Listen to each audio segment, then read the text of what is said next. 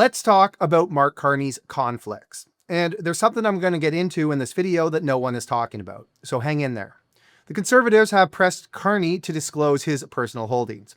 He tends to get really agitated when the media asks him about it. Look inside yourself, Rosemary. You start from a prior of conflict and ill will.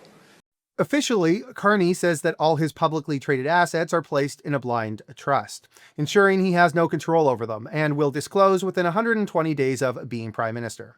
But he was chairman of a publicly traded company, so we can go on SEDI and find out his positions at the time of stepping down as chairman in January of 2025. At that time, he held 503,000 options, but according to the company's 10K, he held 409,000 options. Regardless, those options would be well in the money today. He's also set to receive 41,000 deferred shares down the road. To be fair, now that he is no longer chairman, he doesn't have to disclose his insider transactions.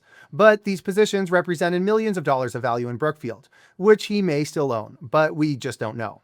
Using that last snapshot on SEDI and the 10K with today's share price would represent over $8 million of value.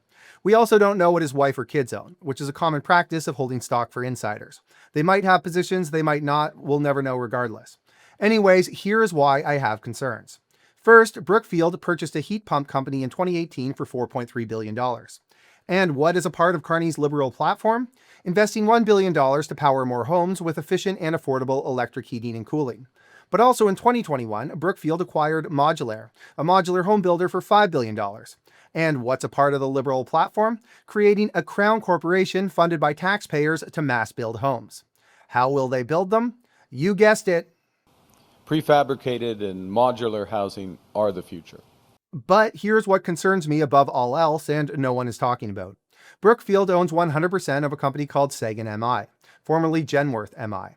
Sagan generated over $700 million in comprehensive income in 2024. They are one of the most profitable companies in Canada. What does Sagan do? They are the #1 competitor to the CMHC. Yes, Sagan insures mortgages for banks, privately. This isn't a small cash flow stream. It's big. And what is the worst thing that could happen to Sagan? A massive housing correction where they have to write checks on mortgages that people can't pay. So if Mark Carney is conflicted, which we don't know because he hasn't disclosed his personal holdings, but the most recent filings show that he is, the last thing you can expect is that he will have any interest in bringing down the cost of housing. If anything, he is incentivized to prop it up and keep the bubble going. Look, I'm not trying to tell anybody how to vote, but self-dealing via public policy is my biggest concern with Mark Carney. And if you are concerned about housing affordability, hopefully this video gives you something to think about.